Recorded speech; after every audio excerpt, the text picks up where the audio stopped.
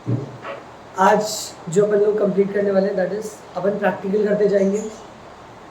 जो chapter important है उसका क्वेश्चन पहले करेंगे एंड सो ऑन, उस तरीके से अपन चलते रहेंगे।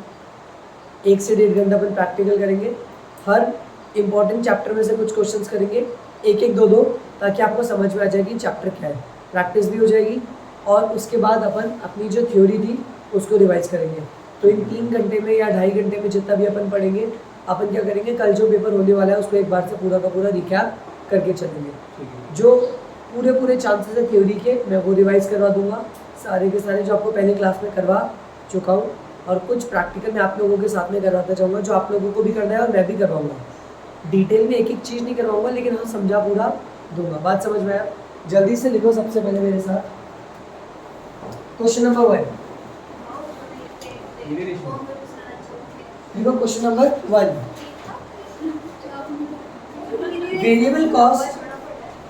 Variable cost ratio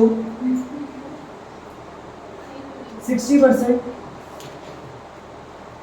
BEP at 80%. Find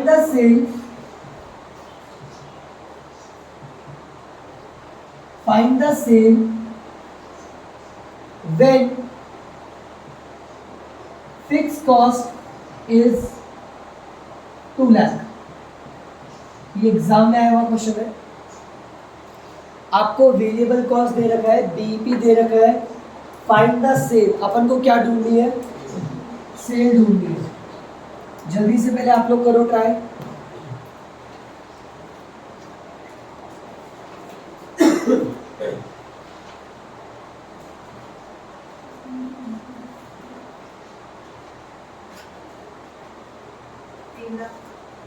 कितनी आ रही है? 3 लाख। बाकियों की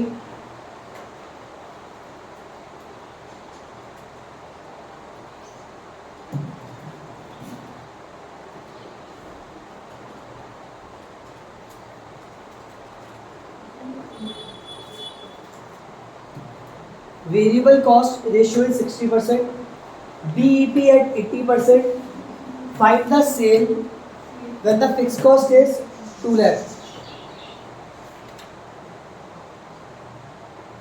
अगर आपको फॉर्मूला देखने की जरूरत पड़ रही है, मतलब आपको चैप्टर क्लियर नहीं है।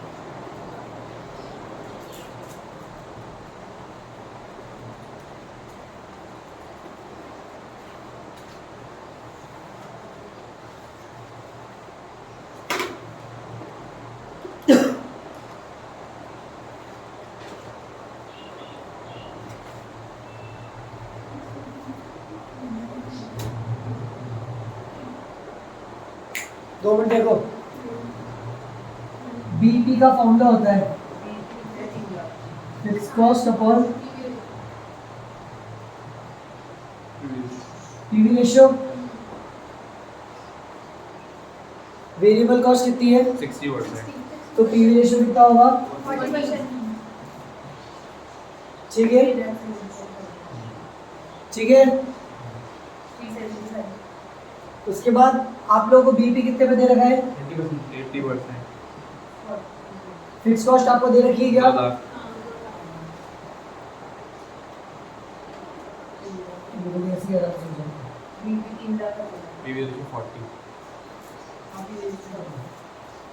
यहाँ पे आप बीपी ले लो और पीवी रेशियो कितना है? 40%। तो बीपी कितना आ गया? 3 लाख। बीपी कितना आ गया? 3 लाख। अब बीपी कितना परसेंट है?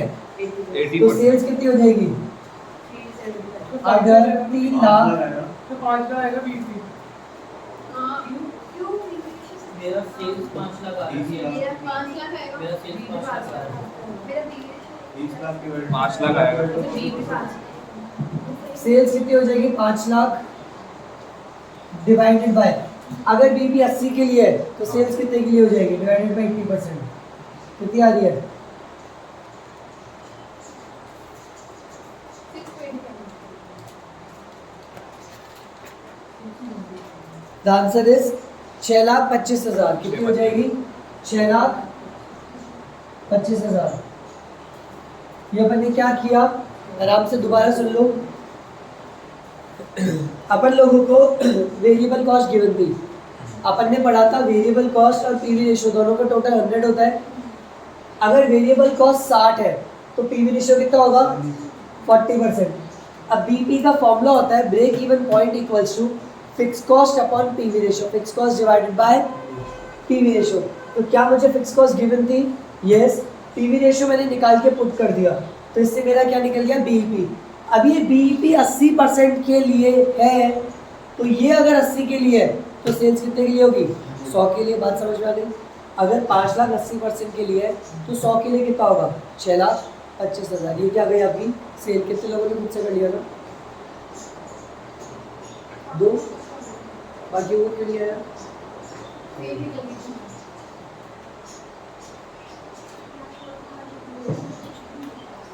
जल्दी से करो। कैलकुलेट प्रॉफिट, इसी के अंदर पार्ट 2 है, कैलकुलेट प्रॉफिट। कैलकुलेट प्रॉफिट, जल्दी से निकाल के दो मुझे प्रॉफिट। नया स्टेटमेंट बना के प्रॉफिट निकालो। 50,000। चलो चेक करते हैं। सिर्फ 6,25,000। आप लोगों को यह फॉर्मेट बहुत अच्छे से याद हो जाना चाहिए। सेल्स माइनस वेरिएबल कॉस्ट कितनी थी 60%। तो 6,25 का कितना हुआ 3,75,000। इससे क्या निकल जाएगा कंट्रीब्यूशन, जिसको अपन बोलते हैं पीवी रेशियो वाला 40%। कितना हुआ माइनस फिक्स कॉस्ट 50,000 का क्या आ जाएगा प्रॉफिट आएगा। थर्ड पॉइंट इसी में calculate profit. Calculate profit at 90% of sale. अगर आपकी सेल 90% है तो आपका प्रॉफिट कितना होगा। This is just for a quick revision. मैंने पढ़ाया पूरा नहीं था, लेकिन आपको ये क्वेश्चन इंपॉर्टेंट है तो ये क्वेश्चन एटलीस्ट आपको करके जाना चाहिए।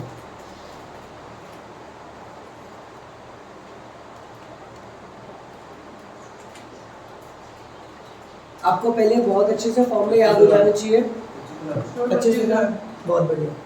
पहले आप लोगों को फॉर्मूले याद हो जाने चाहिए। अगर फॉर्मूले याद होंगे तो ही आप ऐसे क्वेश्चन अटेंड कर सकते हो। सेल्स कितनी थी 6,25,000। ये तो 100% पे थी, तो 90 पे कितनी होगी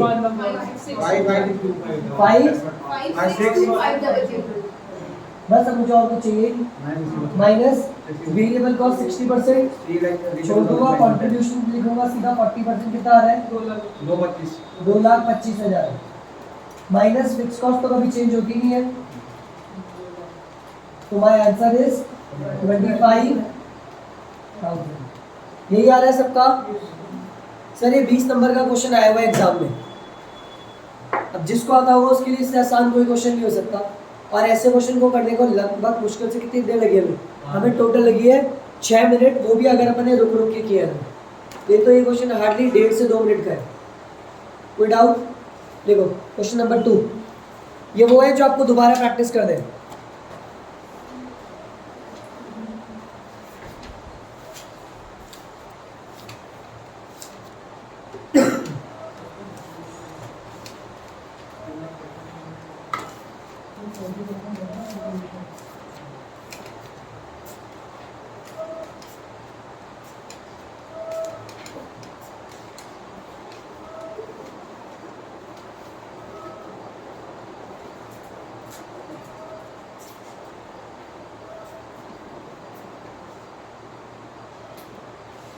जल्दी से लिखो। ये क्वेश्चन काफी अच्छा है। ये क्वेश्चन बीकॉम में भी आया था, इजी भी है।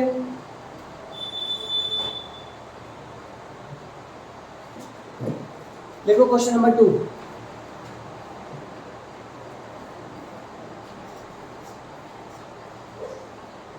देखो calculate PV ratio, calculate PV ratio, break even point. First आपको निकालना है पीवी रेशियो, सेकंड आपको क्या कैलकुलेट करना Break है, even point. थर्ड लिखो प्रॉफिट और लॉस, प्रॉफिट और loss when the sale is 2,70,000। और फोर्थ 2,70,000 और fourth the amount of cell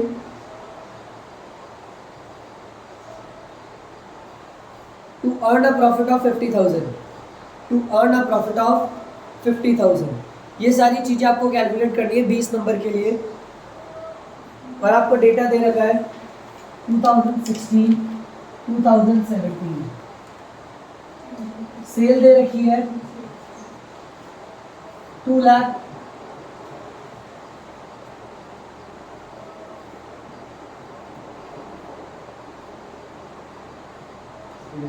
और कॉस्ट दे रखा है 2,68,000 और 3,38,000। आपको सेल दे रखी है और कॉस्ट दे रखी है, आपको इन्हीं में से सब कुछ कैलकुलेट करना है। 252, 357, 268, 338। तो 2 साल में कर लो। सर ये 1 साल में निकल जाएगा, मतलब डेटा एक बार में निकल जाएगा इनकी वजह से। फॉर्मूले देखो पुराने, आपको कुछ क्लिक होगा, ये क्लास में भी करवाए थे मैंने पहले।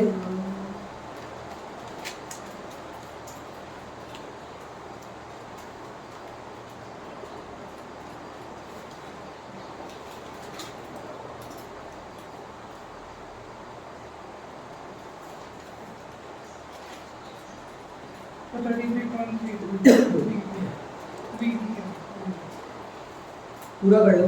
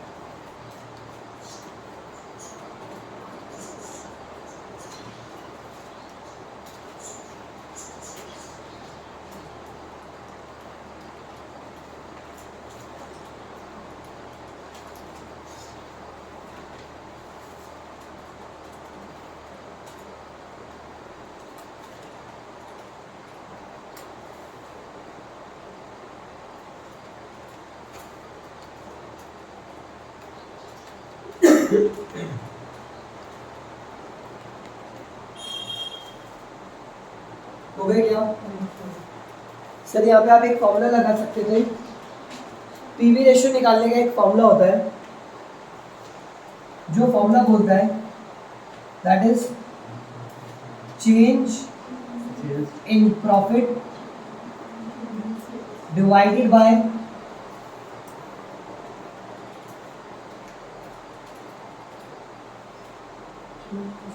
Change in sales. तो सर चेंज इन सेल्स तो मैं निकाल दूंगा, पर चेंज इन प्रॉफिट मुझे नहीं पता। तो बड़ा ही आसान होता है, जितने का बेचा जितने में लाया, सेल्स में से अगर कॉस्ट माइनस कर दूंगा तो क्या बचेगा? Profit.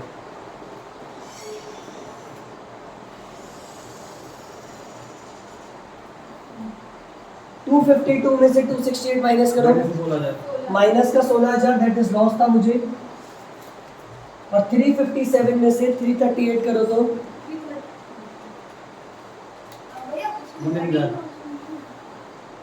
कितना है? 19,000।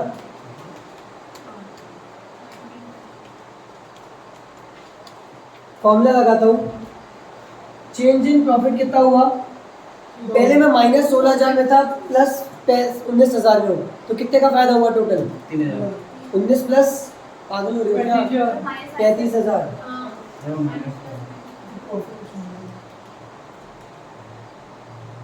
16,000 पहले लॉस में था और आज 19,000 प्रॉफिट में हूँ, तो कितना प्रॉफिट कमाया? 35,000 कमाया होगा, तभी तो पुराने रिकवर हो के आज प्लस में हूँ। और divide change in sales, change में सेल्स कितना है? 1,05,000। 1,05,000। 5,000। हाँ 1,05,000। जल्दी से परसेंटेज निकाल लो। 33.33। 33.33। अब तो सब कुछ आसान है, कुछ बचा ही। पीवी रेशियो पता है, तो सेल्स को मल्टीप्लाई कर दोगे किससे? पीवी रेशियो से, तो क्या आ जाएगा? कंट्रीब्यूशन। सेल्स को अगर आप मल्टीप्लाई कर दोगे तो क्या आ जाएगा? कंट्रीब्यूशन। मैं करता हूँ 2016 का, इधर देखो सेल्स कितनी थी? 2,52,000 माइनस वेरिएबल कॉस्ट, आंसर क्या आता है? कंट्रीब्यूशन। और कंट्रीब्यूशन कितना निकला है? 33.33। तो इसको करो 252 का 33.33। 839916 नहीं मैंने यहाँ लिख रखी है, तो कितनी हो गई? 252 8399 83 इसको राउंड ऑफ करो।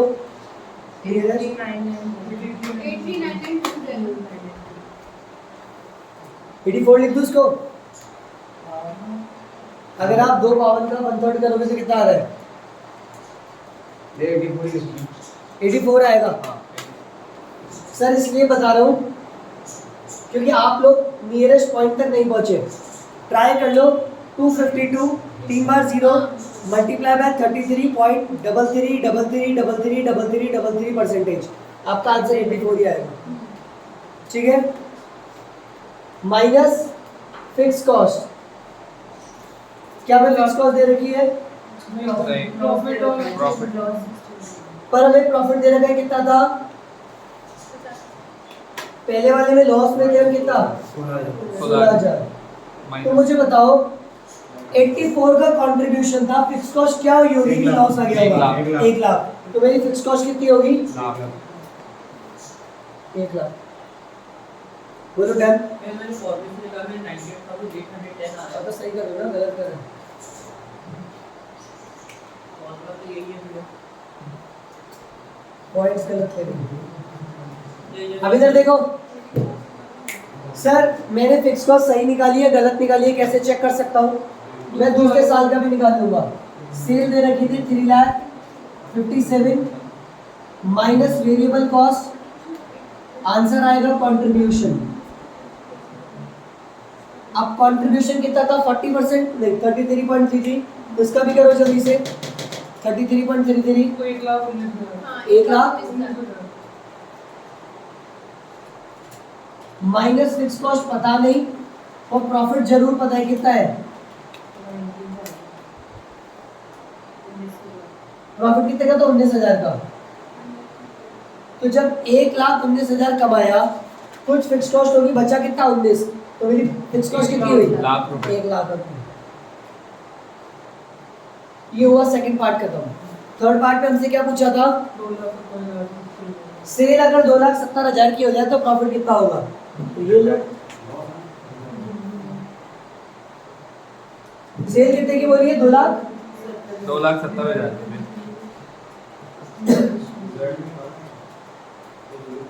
2,70,000 का मुझे करके बताओ जल्दी से, कितना आएगा? 33.33 90,000। और मेरी फिक्स कॉस्ट तो फिक्स नहीं थी, 1 लाख। तो मेरा प्रॉफिट कितना बचा? माइनस का 10,000। अगला क्वेश्चन क्या बोलता था? डिजायर्ड प्रॉफिट का। तो डिजायर्ड प्रॉफिट का फॉर्मूला हो जाता है डिजायर्ड सेल का। सेल। तो desired profit plus fix cost upon PV ratio. बहुत बढ़िया। तो मेरा डिजायर्ड प्रॉफिट कितना था? हाँ 50,000। 50,000 प्लस फिक्स कॉस्ट कितनी थी? 90,000। 1 लाख। 1 लाख। और पीवी रेशियो था 40 33 तो 1.5 lakh 45 lakh divided by 33.33 that is 4,50,000। 4.5 lakh की सेल पे मेरा प्रॉफिट 50,000 का हो जाएगा। और यहाँ पे अगेन हमारे 20 नंबर का क्वेश्चन खत्म। कितने लोगों को खुद से आ गया था? बाकी लोगों को अगर आज नहीं आ पा रहा था इकोनॉमिक्स कल भी नहीं आ पाएगा, क्योंकि ये वो चैप्टर है जो आप पहले कर चुके हो और आप लोगों को आ जाना चाहिए था। आप अटेम्प्ट कर सकते हो। मैं बात कर रहा हूँ 100% कंसिस्टेंसी से। 2 मिनट का टाइम ले लो, 5 मिनट ले लो, दोनों क्वेश्चन दोबारा रिवाइज कर लो।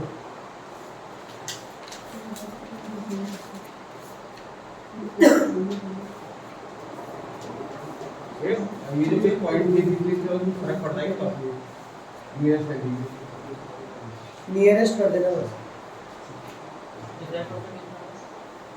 दे तो रखा है कितना? 50,000 दे रहा है ना, पता नहीं। नहीं वो डिजाइन सेल्स का 45 5 मिनट लो और इस क्वेश्चन को दोबारा करो जिसको भी दिक्कत आई थी। दोनों क्वेश्चंस को दोबारा करो। कल आपको मैंने कहा था आप फॉर्मूले के बिना नहीं आओगे।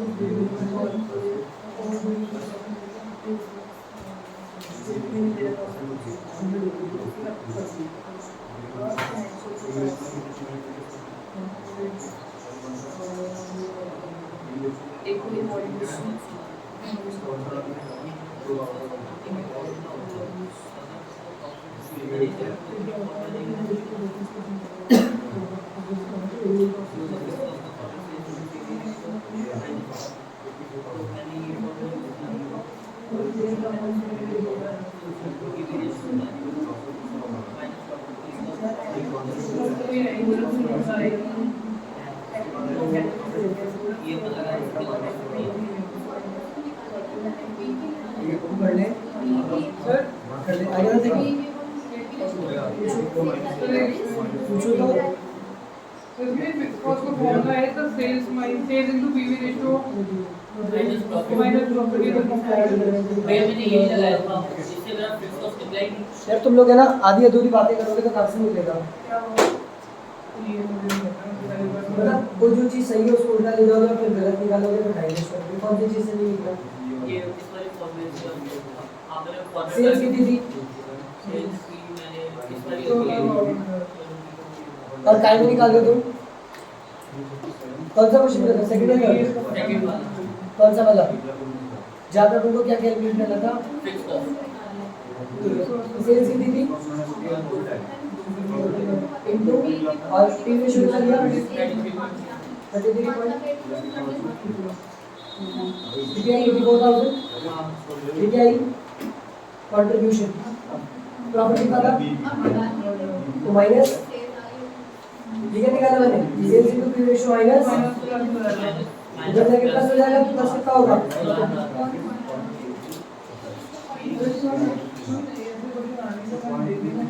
फिक्स कॉस्ट के फॉर्मूले है क्या? अरे फॉर्मूला नॉर्मली था यार, वो जो मैंने कराया उसी को था। इधर की चीज उधर ले जाओगे तो फॉर्मूला थोड़ी है वो। आज मैं तुम्हें लिखा रहा हूँ sales minus variable cost equals to contribution. That doesn't mean कि एक नया फॉर्मूला है कि contribution fixed cost equals to sales. बात वही है, जानबूझ के उसको घुमा रहे हो। जब तुम्हें दिख रहा है 33.33 आया है तो उसको पूरा नहीं लोगे तो राउंड ऑफ भी तो निकलेगा आंसर। कर लिया ये? Very simple. मैं अगर इन दो क्वेश्चन का सार आपको दूं,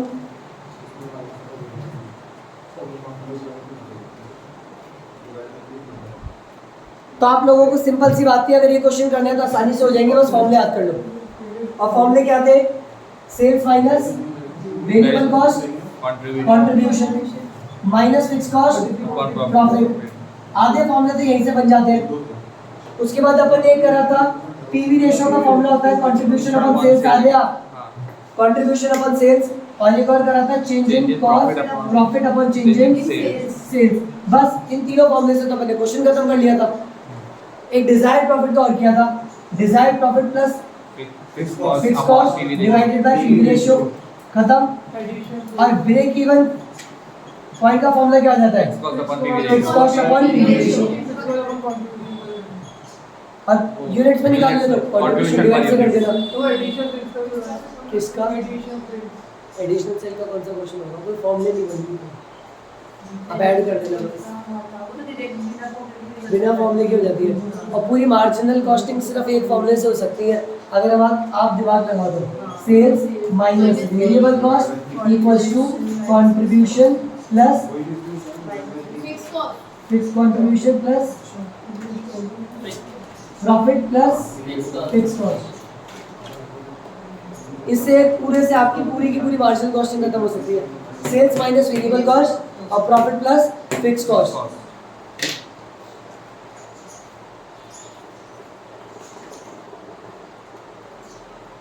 लिखो दोबारा से फॉर्मूले लिखो सब, सारे के सारे। हाँ बिना देखे।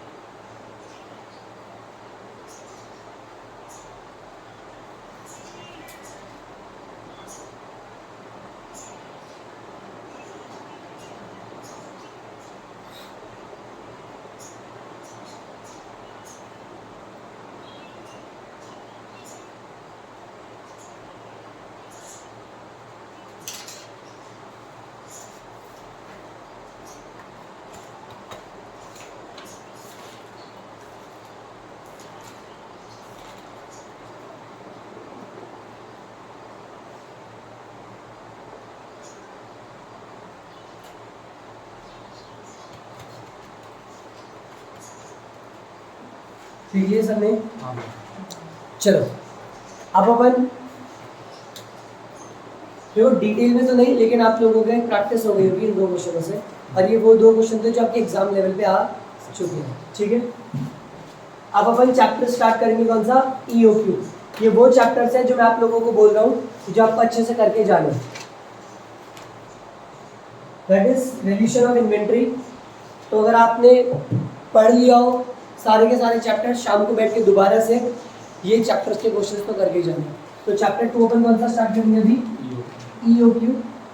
सर नाम EOQ नहीं है, लेकिन अपन EOQ बोलते हैं क्योंकि ये अपने आप में इतना इंपॉर्टेंट टॉपिक आ जाता है जैसे अपने क्वेश्चन करने के चांसेस हो जाते हैं। ठीक है,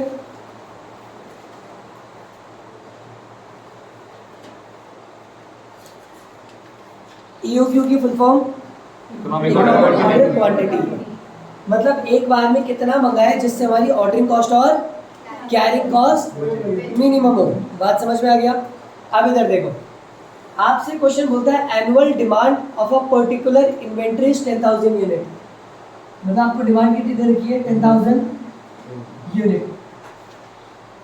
इन्वेंट्री कैरिंग कॉस्ट सीसी दे रखी है 20%। कैरिंग कॉस्ट क्या होती है? होल्ड करने की कॉस्ट, दैट इज स्टोर करने की कॉस्ट, और ऑर्डरिंग कॉस्ट दैट इज ओसी, मतलब ट्रक में ले जाऊंगा लाऊंगा तो भाड़ा लगेगा नहीं लगेगा?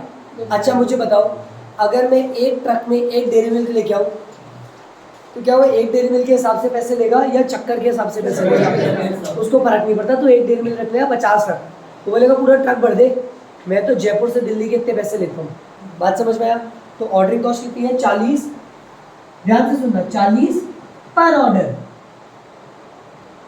सर समझो, रटना नहीं है। पर ऑर्डर क्यों है? क्योंकि ऑर्डरिंग कॉस्ट तो लगेगी पर ऑर्डर के हिसाब से। Price is 4 rupees, purchase price दे रखी है ₹4 पर यूनिट।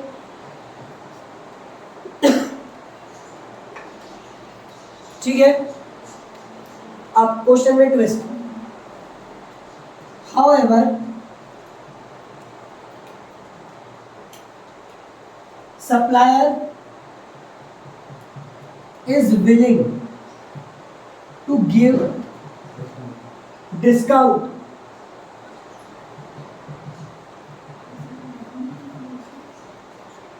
of 5%। कितने का डिस्काउंट दे रहा है? फॉर ऑर्डर, फॉर 1500 और मोर।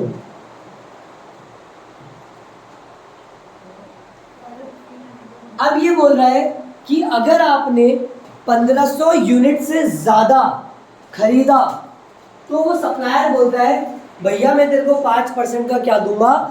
डिस्काउंट दूंगा। मुझे बताओ, सबसे पहली चीज, मैं ऐसे ही खरीद लेता हूँ ना 1500, मैं क्यों नहीं खरीदूंगा 1500? सर अगर मैं खरीदूंगा 1500 तो सबसे बड़ी दिक्कत ये हो जाएगी कि मेरी कैरिंग कॉस्ट इंक्रीज हो जाएगी। कौन सी कॉस्ट इंक्रीज हो जाएगी? Carrying cost. और कैरिंग कॉस्ट कौन सी हो जाती है? किसी चीज़ को स्टोर करने की। मैं 1500 यूनिट ला के रखूँगा कहाँ? वेयर हाउस कहाँ से लाऊंगा? कैरिंग कॉस्ट बढ़ जाएगी। तो ये बोलता कोई दिक्कत नहीं है, वो कॉस्ट बढ़ जाने दो, पर हम आपको 5% डिस्काउंट और देंगे। तो ये आपसे पूछ रहा है कि क्या ये ऑफर आपको लेना चाहिए नहीं लेना चाहिए? तो सबसे पहले तो मुझे बताओ, हर बार जब भी हम ऑर्डर करेंगे तो कितनी क्वांटिटी ऑर्डर करनी चाहिए? सर EOQ वाली। कौन सी करनी चाहिए? That is economic order quantity, EOQ, क्योंकि इसी पर at this level cost is minimum. तो सबसे पहले तो आप EOQ निकालो। EOQ का फॉर्मूला क्या होता है? अंडर रूट, आधी अधूरी बातें नहीं, 2 into R into O divided by, sir ये फॉर्मूला याद करके चल जाओ, बहुत काम का है। Under root 2 into R into O divided by C, ये आपका क्या हो जाएगा? EOQ का फॉर्मूला पुट करते हैं। ये अंडर रूट मैंने बनाया 2 R मतलब रॉ मटेरियल मुझे कितना चाहिए था? कितनी थी? 10,000। अच्छा ऑर्डरिंग कॉस्ट कितनी थी? 40। और कैरिंग कॉस्ट कितनी थी? 0.8। तो यार 20% नहीं लिखते सर, ये 20% किसका होता है? परचेज प्राइस का। हमेशा याद रखना, ये किसका होगा? परचेज प्राइस का। तो कितना होगा? 0.8। तो अगर मैं मल्टीप्लाई करूं तो 10,000 into 2 20,000 into 40 8 lakh.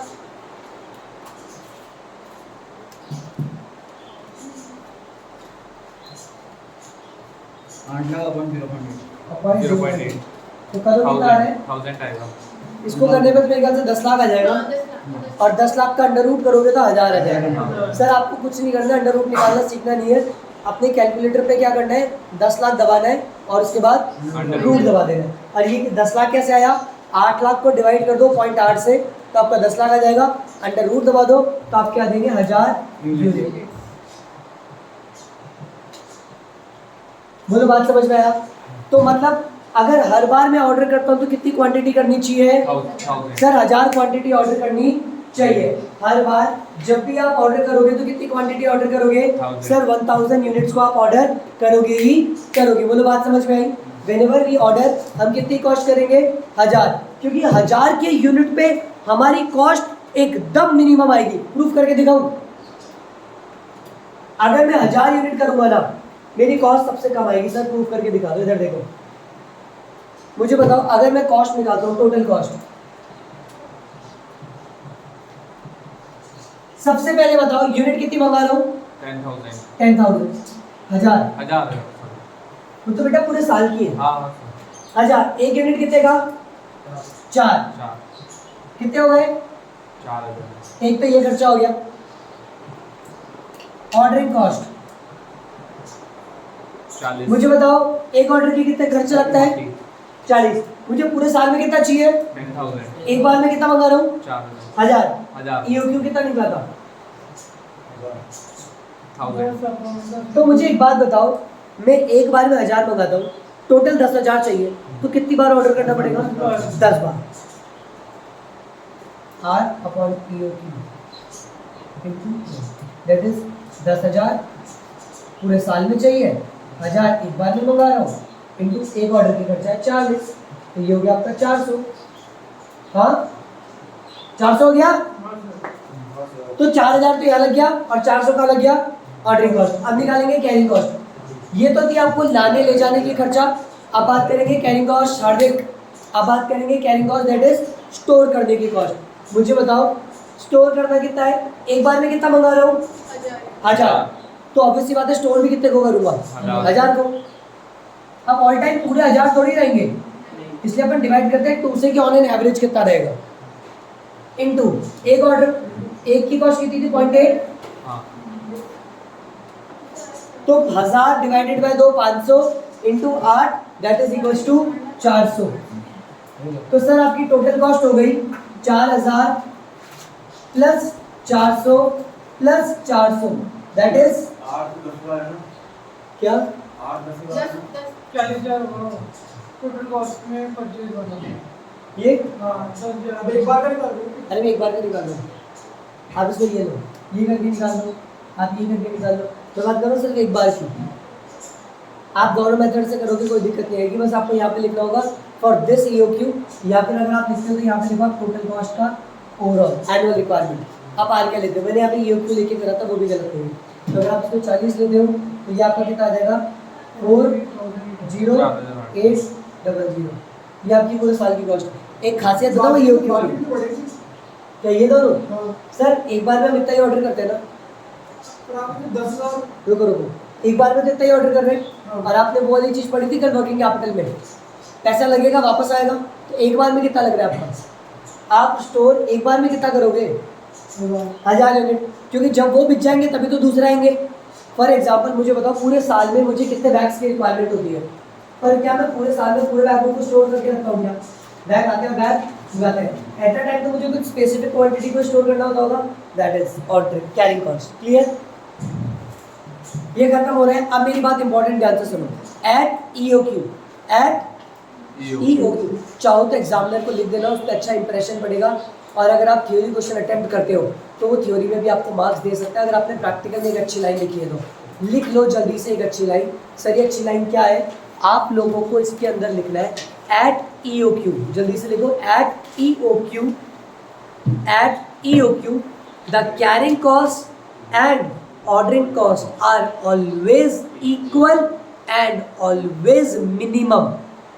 At EOQ, the ordering cost and carrying cost are always minimum and equal. जो आपकी कैरिंग कॉस्ट होगी वही आपकी ऑर्डरिंग कॉस्ट होगी और वही आपकी मिनिमम कॉस्ट होगी।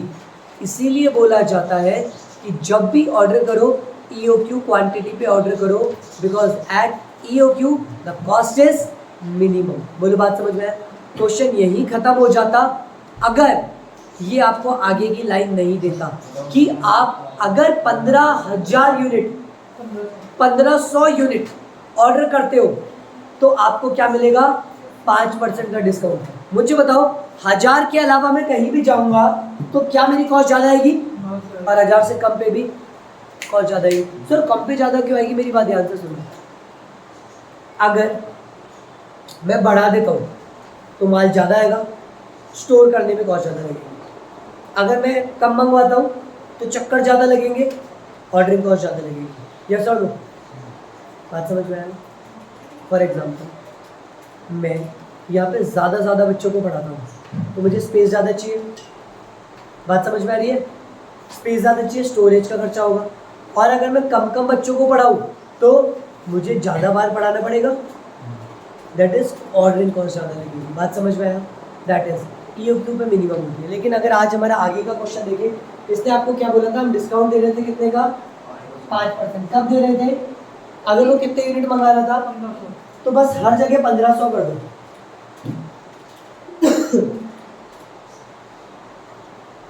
जल्दी से कर दो। मुझे बताओ अडेप्ट करना चाहिए नहीं करना चाहिए? यस सर, करना चाहिए। करना चाहिए। कर लिया सबने? भैया एक सेकंड, भैया एक सेकंड। कर लो।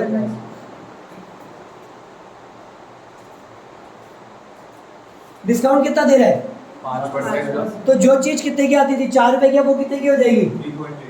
3.8 की। फायदा हो गया नहीं हो गया? तो परचेज प्राइस कितने की हो गई आपकी? तो जहाँ पे आपका 40,000 आ रहा था ये अब कितना आ जाएगा? 38,000। और आपकी अब ऑर्डर कितने होंगे? आपको पूरे साल में कितने चाहिए थे? 10,000 डिवाइडेड बाय 10,000। पहले तो 1000 ही कर रहे थे। 10,000 डिवाइडेड बाय 1500 करो, कितना आ रहा है? पॉइंट्स में आएगा कुछ इंटू 40 कर दो तो 267 आ जाएगा। अरे एक बात बताओ यार, ये तो फायदा हो गया। ये यहाँ तो 400 निकल रहा था और यहाँ 267। सर एक साथ मंगा रहे हो ना, अब चक्कर कम लगेंगे, लेकिन बढ़ कौन सी जाएगी? कैरिंग कॉस्ट बढ़ जाएगी। लेकिन कैरिंग कॉस्ट में भी फायदा क्या हो गया? पहले आपका कितना था? 20% ऑफ 4 रुपीज। अब 20% किसका है? 20% ऑफ। करो कितना आ रहा है? 0.76। तो 0.76। अब एक बार में कितना स्टोर करना पड़ेगा? 1500 ऑन एन एवरेज।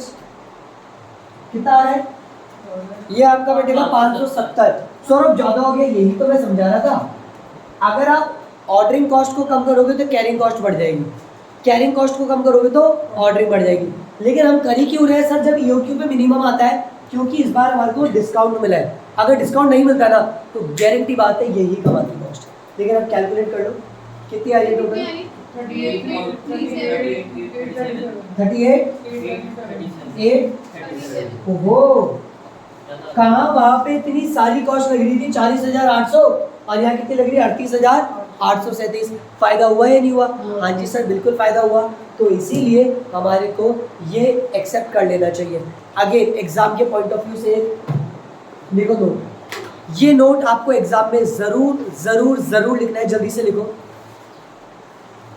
अगर आप अपने एग्जामिनर पे अच्छा इंप्रेशन लाना चाहते हो, अगर आप थ्योरी में भी अच्छे मार्क्स प्रैक्टिकल की वजह से लाना चाहते हो तो ये लाइन जरूर लिखनी है। लिखो नोट या conclusion. The offer of 5% discount should be accepted because there is a saving of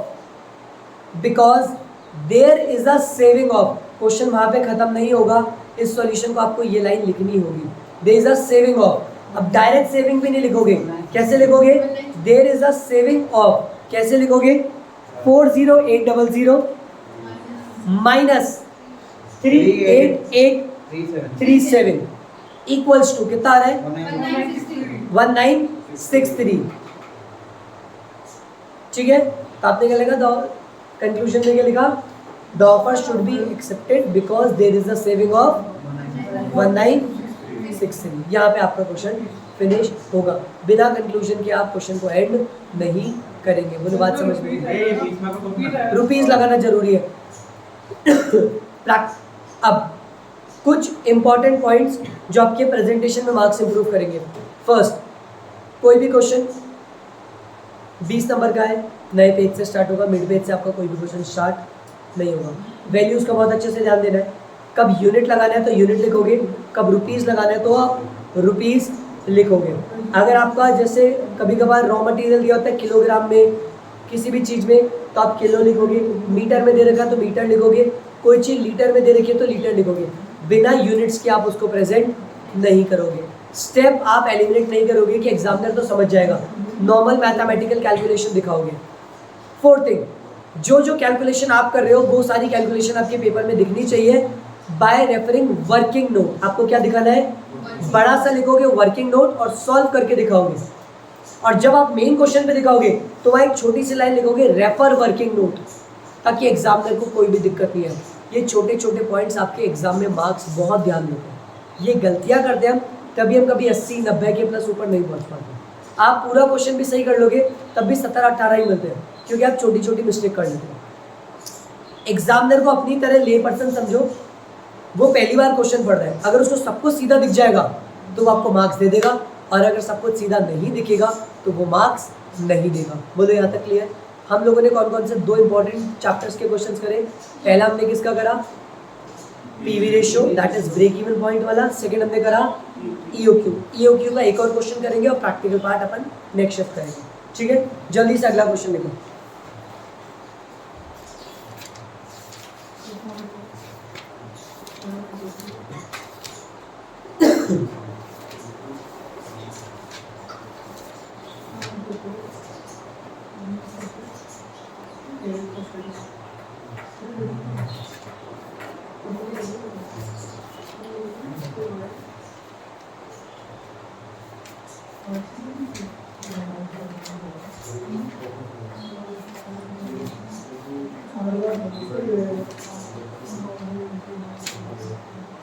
चलो, ये तो बहुत ही लड्डू क्वेश्चन है।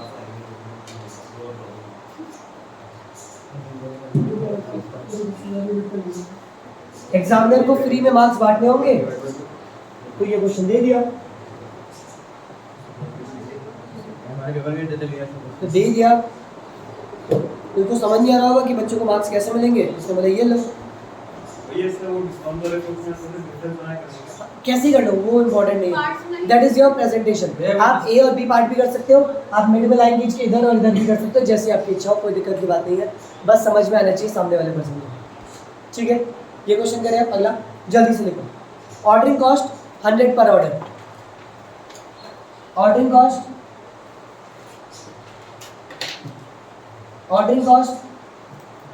100 पर ऑर्डर।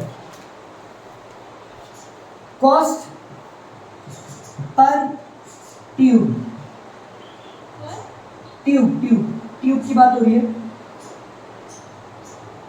520, 500 रुपए का ट्यूब आता है गाड़ी का। Carrying cost 20%। अभी 20% किसका होगा? अरे शाबाश, सब सीख गए। Minimum usage,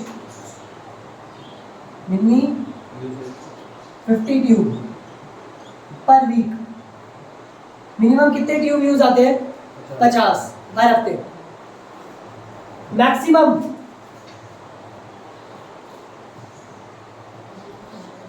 200। नॉर्मल सर क्या है? अरे कम से कम 50 ट्यूब यूज करते हैं, ज़्यादा से ज़्यादा 200, और डेली बेसिस पे देख ले तो 100 ट्यूब अपन नॉर्मली यूज करते हैं। लीड टाइम, ये लीड टाइम क्या होता है? नॉर्मल यूसेज क्या है? 6 to 8।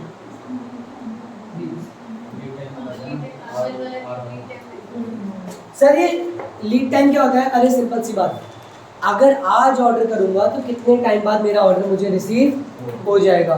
तो मिनिमम 6 और मैक्सिमम 8।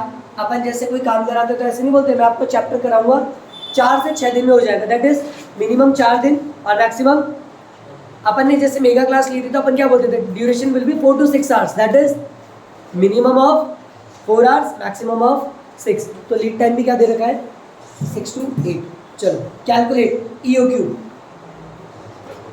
बताओ लड्डू क्वेश्चन दिए गए, इसमें होता ही नहीं, हमें निकालना कोई तो निकालना नहीं। पता निकल जाएगी, जल्दी लिखो कैलकुलेट EOQ। पहले अपन को निकालना क्या है, तो EOQ का फॉर्मूला लिख लो, 2 into R into O। ठीक है, अब मुझे बताओ क्या 2 आपको गिवन है या ढूंढ के लाऊं, तो पता ही है। R पता है क्या, नहीं R नहीं पता, लेकिन मुझे ये पता है कि मेरा नॉर्मल यूसेज हर हफ्ते कितना होता है, एक हफ्ते में 100 होता है, तो साल में कितना होगा, ये कैसे निकाला, अच्छा एक साल में 52 हफ्ते होते हैं, तो 100 into 52, ये लो खत्म, 5200। अच्छा ओ दे रखा है क्या, कितना 100, और सी ये कैसे निकाला, अच्छा 520 का 20%, शाबाश, कितना है 104। अच्छा अब निकाल लो, ये भी मैं निकाल के दूंगा। 10,000। हाँ हाँ प्रवेश इसको खोलो और वहाँ पूछ जाओ 20 मिनट जाओगे, मैं उधर के रहने लगे आधी चीजें सॉल्व करके बैठ जाते हो, और ये कैलकुलेटर कल अलाउड नहीं है।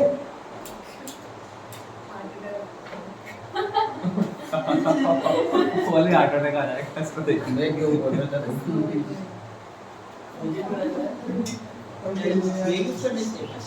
चलो सेकंड लिखो, अरे जल्दी लिखो second. If the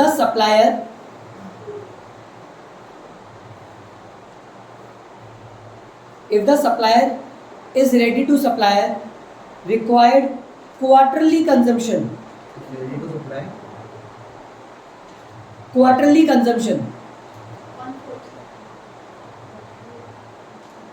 at a discount of 5%, is it worth to accept,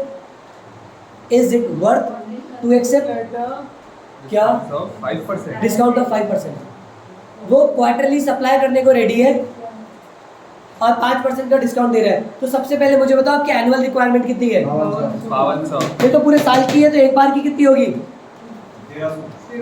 5200, और एक क्वार्टर में कितना होता है 30 ml, नहीं 4 1300। कल एक वीडियो वायरल हुआ था ऐसा, सीए फाइनल की क्लास चल रही थी, तो बहुत पॉपुलर टीचर थे, उन्होंने पूछा हाँ बेटा एक क्वार्टर में कितने होते हैं, तो बच्चे 4-5 बच्चे एक साथ ही रिप्लाई करते हैं 30 ml, और ये लाइव क्लास चली थी कम से कम 30,000 बच्चों के बीच में, तो कितने हो जाएंगे 1300 पर क्वार्टर, तो एक बार में कितना यूनिट हम मंगा रहे हैं 1300। पूछ रहा है बता दो कि क्या ये ऑफर एक्सेप्ट करना चाहिए क्या, तो पहले तो आप EOQ कितना निकला था आपका 100, अच्छा 100 ही मंगा रहे हो, EOQ 100 आया था क्या अपना, ओ भाई, और ये 1300 मंगा रहे हैं, बहुत बड़ा डिफरेंस है। तो पूछ रहा है क्या 1300 मंगाने चाहिए क्या, तो पहले आप इधर से भी कॉस्ट निकाल लो और इधर से भी कॉस्ट निकाल लो, दोनों को कंपेयर करके चेक कर लो, तो पूरे उसकी होगी ना, कितना है एक बार एनुअल 100 एक बार में मंगा एनुअल तो 52, जल्दी निकालो, दोनों की टोटल कॉस्ट निकाल के कंपेयर करो, एक्सेप्ट करे या नहीं करे, आगे तक कर लीजिए।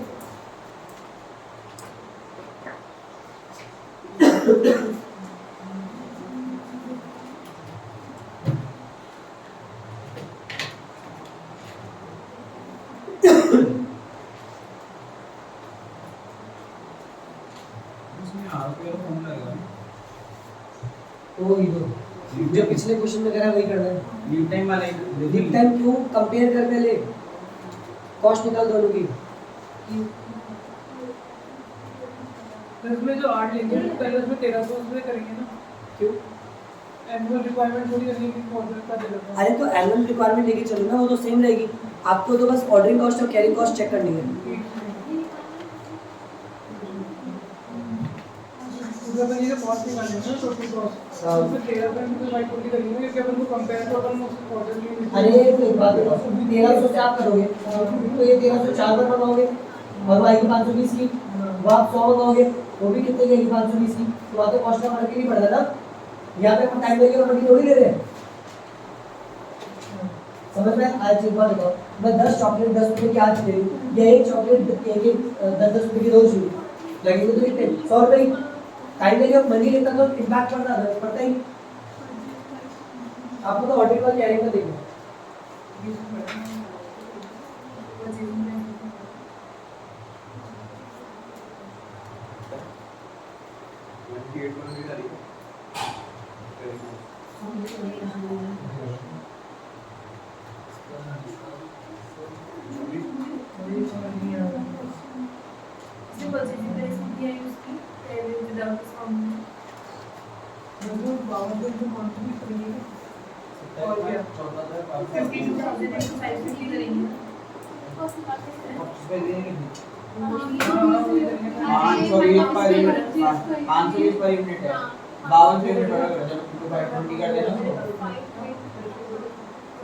ये तो अपनी एनुअल रिक्वायरमेंट हो गई। पर यूनिट कॉस्ट ये 520। हां यार जल्दी यार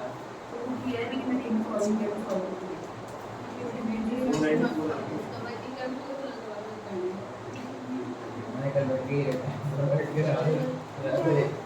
27 लाख 27 लाख 4,000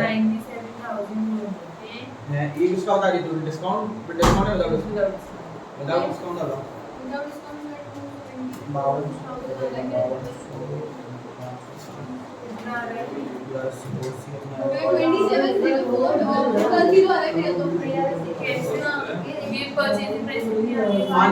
520 है ना, सही ठीक है। 520 ये ऑर्डर कॉपी टू अच्छा 1000 नहीं 100 है क्या? अरे 100 है, 1000 तो कोई रोल ही नहीं है। 1000 तो कोई रोल ही नहीं है। कितना आएगा? 27,14,400 आ जाएगा और ओसी प्लस इसी प्लस करके। अब तू ये सब छोड़, ये सही आ रहा है कि देख। हां सही आ रहा है। 27 प्लस क्या होगा? ये तो होगा। हो गया क्या सबका? मुझे 2 मिनट दे दो प्लीज। और 2 मिनट दूं? बस 2 मिनट दिया। ये चीजें जो तुम्हें घर पे सारी हो जानी चाहिए थी, यहाँ पे तुम 2 मिनट ले रहे हो। कितना है ये तो बता दे। क्या कितना है? 27 0400 ऑर्डर कॉस्ट मुझे बताओ आपकी EOQ पे ऑर्डरिंग कॉस्ट कितनी आ रही है? With discount without discount EOQ पे 100 क्या कर रहे हो? EOQ 100 है। अरे EOQ पे ऑर्डरिंग कॉस्ट कितनी आ रही है? हार्दिक 5200 और कैरिंग कॉस्ट कितनी होगी? 5200 और टोटल कॉस्ट कितनी हुई? 14,400। ठीक है, तो टोटल कितनी हो गई? 27,14,400। This is the total cost on EOQ। अब विदाउट EOQ निकालो। तो विदाउट EOQ सबसे पहले तो देखो आप नंबर ऑफ ऑर्डर कितने कर रहे हो। 5200 डिवाइडेड बाय 1300, 4 ऑर्डर कर रहे हो। क्वार्टरली ऑर्डर करना है तो 4 इंटू 1 ऑर्डर की कॉस्ट कितनी थी?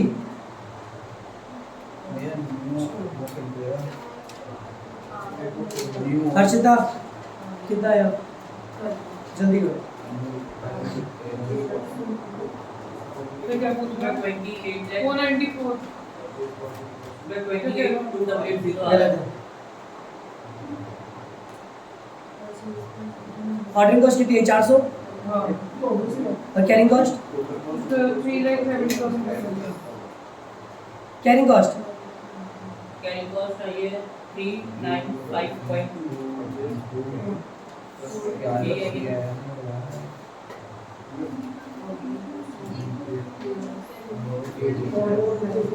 यार क्या कर रहे हो तुम लोग? इतनी सी चीज नहीं हो रही तुम लोगों से। 4 हार्दिक इधर देखो। आपकी भी नहीं आ रही? क्यों? तो 3,21,000 अरे गलत है। कैरिंग कॉस्ट, ऑर्डरिंग कॉस्ट कितनी निकली? 400। सिंपल सी थी तो 4 × 100 कैरिंग कॉस्ट। आपको कितना मंगाना है एक बार में? 13 भैया 25,74,000 डिवाइडेड बाय 2 इनटू, अब मुझे बताओ ऑर्डरिंग कॉस्ट कितनी है? 20%। कैरिंग कॉस्ट कितनी है? 20%। 20% किसकी? पहले उस पर से डिस्काउंट तो माइनस कर दो। 494 494 का 20% करो 103। 98.8 है कभी। हाँ तो 90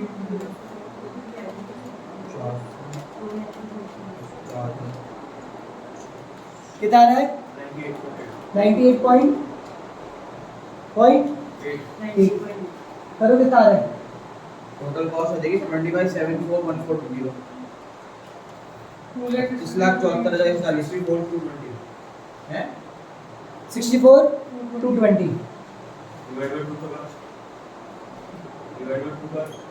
1300 डिवाइडेड बाय 2 मल्टीप्लाई बाय 98.8 और आपका टोटल कॉस्ट कितनी थी मटेरियल की? वो तो सेम ही थी। अब इससे आपका टोटल कितना आ जाएगा?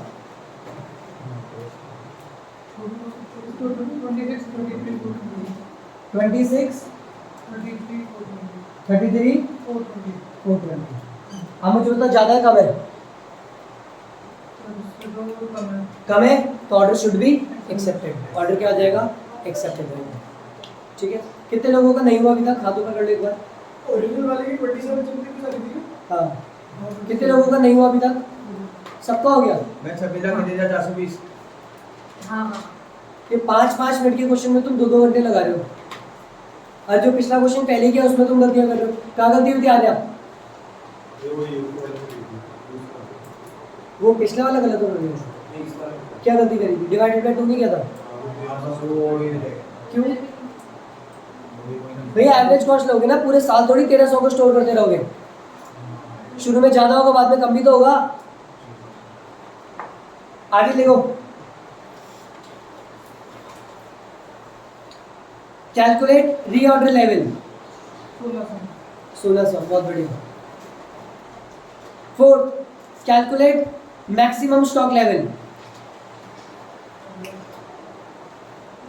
कैलकुलेट मैक्सिमम स्टॉक लेवल, अभी भी फॉर्मूला देख लो। Maximum stock level,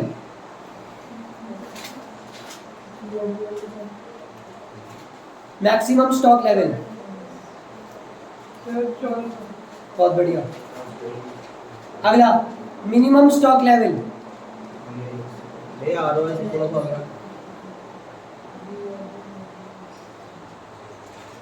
minimum stock level कितना?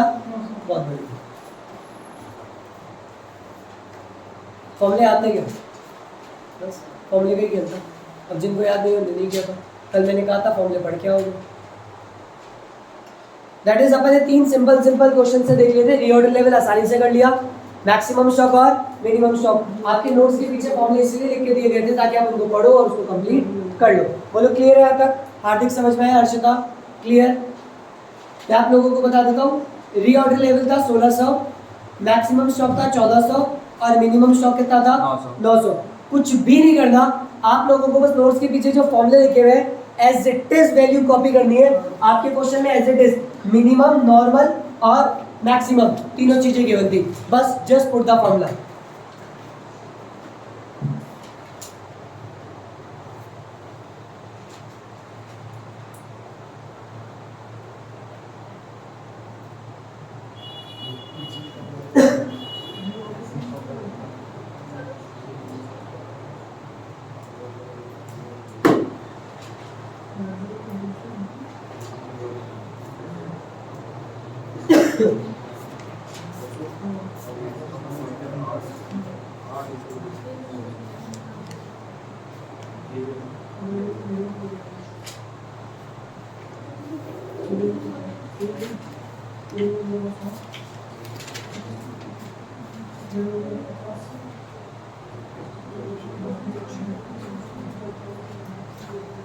अरे मुझे बताओ, वर्किंग कैपिटल का तुम्हें फॉर्मूला याद है क्या? अपन ने पढ़ा था दैट इज, एक तो अपन ने पढ़ा था कौन सी मेथड से, ऑपरेटिंग सेकंड, और दूसरा कौन सा पढ़ा था, फोरकास्टिंग में अपन क्या करते थे, current asset minus current liability. एक बार करके देखें, ठीक है। तो मैं आप लोगों को एक क्वेश्चन भेज रहा हूँ, जल्दी से उस क्वेश्चन को पढ़ो, फिर अपन बोर्ड में उसका सॉल्यूशन करते हैं।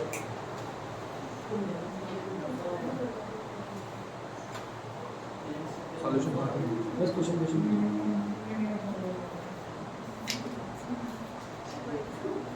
आप कुछ और करके जाओ नहीं जाओ, ये वाले क्वेश्चंस आप सारे करके जाओगे।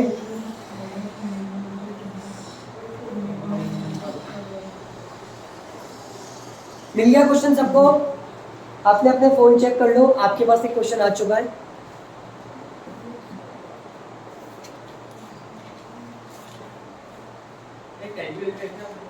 बस तो बहुत सारे पर नीचे लेके आओ, लेके आओ।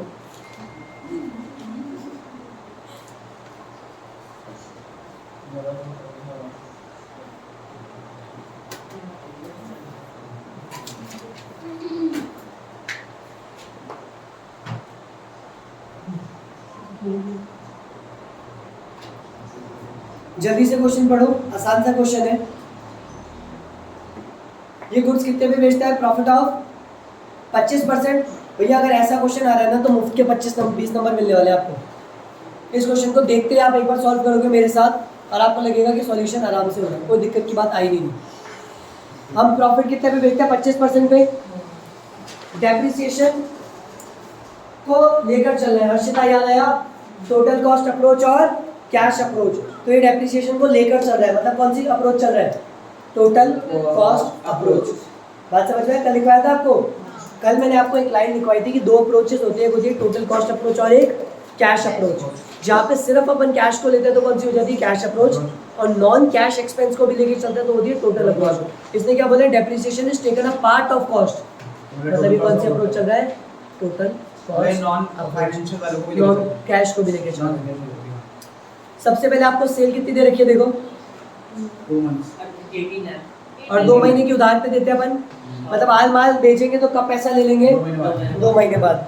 मटेरियल कितना दे रखा है, 4.5 कितना दे रखा है, 3.5 चलो बहुत बढ़िया। उसके बाद वेजेस दे रखी है कितनी, 3 तो जल्दी से बनाओ स्टेटमेंट फॉर वर्किंग कैपिटल, करते चलते बड़ा ही आसान है।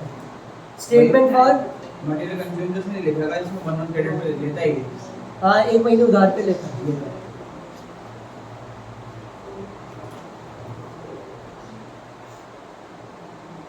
लिखा आपने वर्किंग कैपिटल, तो मुझे बताओ वर्किंग कैपिटल निकालने का फॉर्मूला क्या बताया था मैंने आपको, current asset minus current liability. तो सबसे पहले लिखो करंट एसेट। मुझे बताओ आपको सबसे पहला एसेट क्या दिख रहा है यहाँ पे,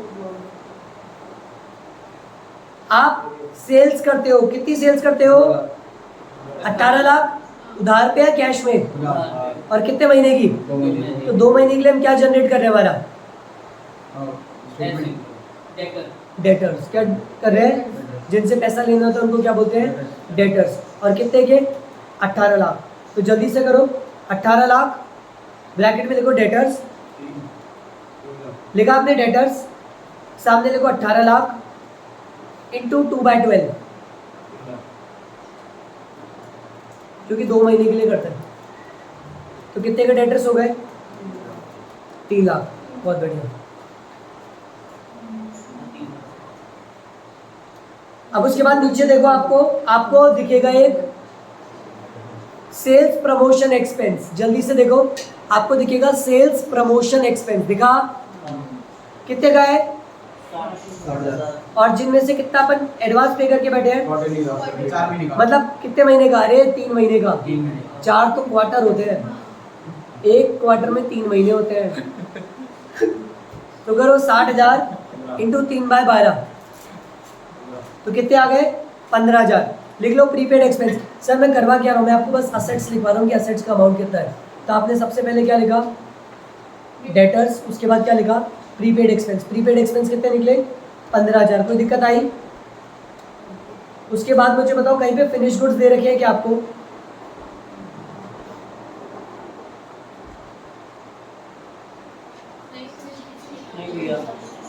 कहीं नहीं दे रखे,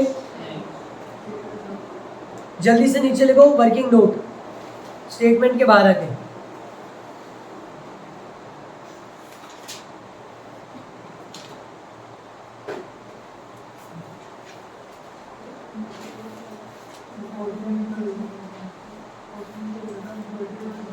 अब मुझे बताओ, इस पूरे क्वेश्चन में अपन को सिर्फ डेटर्स दे रखे थे, कहीं पर भी ये नहीं बताया कि फिनिश गुड्स का स्टॉक कितना है, रॉ मटेरियल का स्टॉक कितना है। तो ये अपन कैलकुलेट करके चलेंगे। लिखा आपने वर्किंग नोट, सबसे पहले लिखो वर्किंग नोट 1 में। हाँ इसमें सेल्स माइनस प्रॉफिट जब भी लग सकता है ये cost- COG यस बिल्कुल लेंगे, वही कराऊंगा अभी, है ना? तो डेटर्स में भी वो नहीं ले सकता। क्या हाँ, ये डिटेल्स में तो वही आएगा ना जो टोटल कॉस्ट आगे लो रेट, डेटर्स तो सेल डेटर्स के अंदर प्रॉफिट इंक्लूड नहीं होता। जब किसी को माल बेचते हो तो कॉस्ट पे बेचते हो क्या, प्रॉफिट इंक्लूड होता है उसमें। अरे बुक कभी कभार गलत भी हो जाती है, लॉजिक तो समझ लो। आज किसी को माल बेचोगे तो क्या कॉस्ट पे बेचोगे, प्रॉफिट पे बेचोगे? प्रॉफिट पे बेचोगे ना, तो उसके अंदर उसका अमाउंट प्रॉफिट इंक्लूड होगा नहीं होगा, तो वो सेल्स में लिया जाता है ना कि कॉस्ट में, ठीक है। और बुक भी गलत नहीं, वो कभी कभार जब प्रॉफिट नहीं देती तो उसी को मान लेती है, जबकि वो करने का तरीका गलत है। जल्दी से लिखो working note number 1, cost of production equals to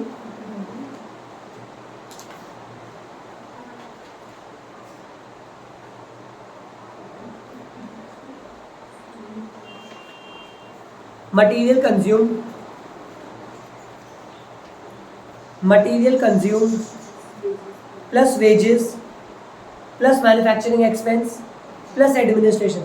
मतलब मैंने ऑफिस तक के सारे खर्चे ले लिए, सॉरी फैक्ट्री तक के सारे खर्चे ले लिए। कल ही पढ़े थे अपन ने, सारे फैक्ट्री तक के खर्चे कहाँ पे आ जाते हैं, कॉस्ट ऑफ प्रोडक्शन में, ठीक है।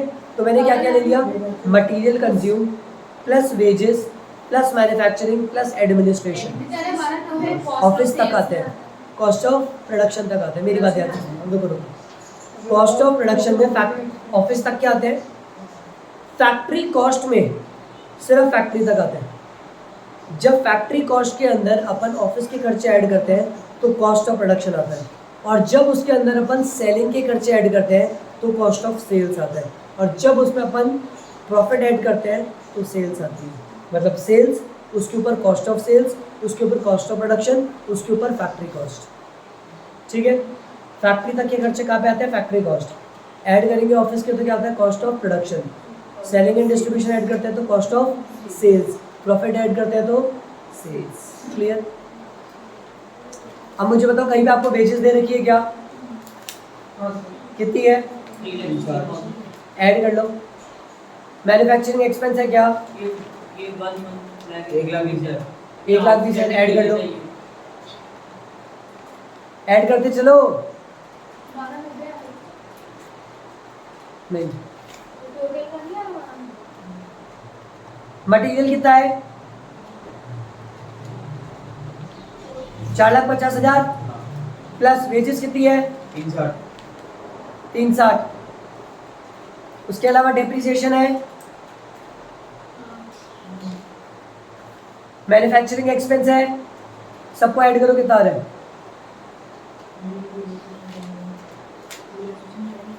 हार्दिक ऐड कर लो। सब डेप्रिसिएशन भी लेंगे क्या, कॉस्ट ऑफ प्रोडक्शन? ऊपर ऊपर पहली लाइन में यही पढ़ाया था, डेप्रिसिएशन को लेके चलना। हाफ टोटल कॉस्ट दोबारा पूछो ना, बिल्कुल सही चलते। 1470, बहुत बढ़िया। कॉस्ट ऑफ प्रोडक्शन कितनी आ गई, 1470।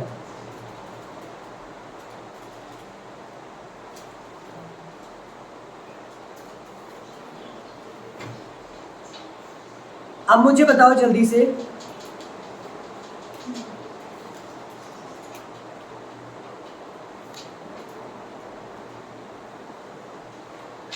द कंपनी कीप्स, क्वेश्चन पढ़ो जल्दी से। द पहली लाइन पढ़ो, देखो क्या लिखा है, the company keeps 1 month stock of raw material and finish goods. मतलब 1 महीने का क्या लेके चलते हैं, finish goods and raw material. तो मुझे बताओ 14,70,000 टोटल, तो 12 महीने का है, तो 1 महीने का निकालो कितना आया 245 बेटा, 1 महीने का तो 14,22,500। तो लिख लो finish good stock.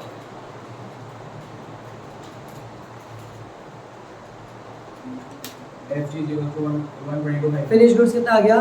122,500 1,22,500।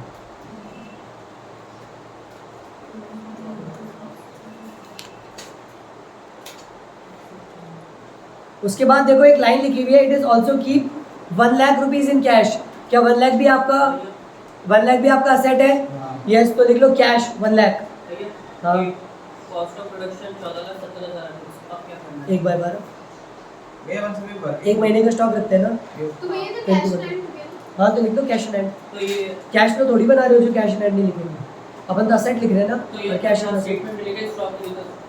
Finish good stock कितना हो गया? 1,22,500। और कैश कितना लिखोगे आप? 1 लाख। बात समझ में आई?